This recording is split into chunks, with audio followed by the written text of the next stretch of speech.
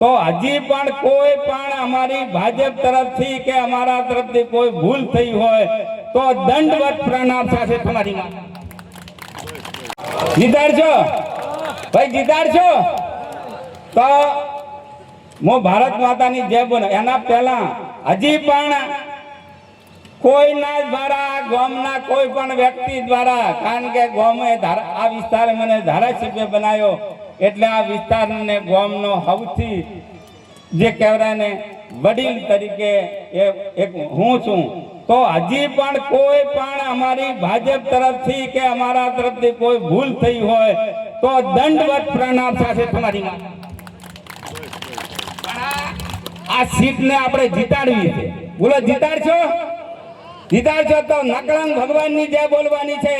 અને હું અહીંથી મારે દિયોદર તાલુકાની 22 અને લાખણી તાલુકાની 22 અને 5 જિલ્લા પર 10 બધાને જીતાડવાની જવાબદારી મારી છે. તો આ સીટની જવાબદારી તમે ઉપાડી લો.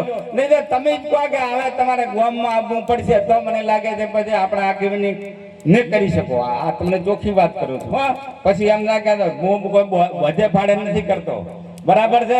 આગેવાની કરવી હોય તો સાચી વાત લઈને નીકળવું પડશે અને સાચી વાત લોકોને સમજાવવી પડશે અને સમજાવીને આ સીટને જીતાડવી પડશે.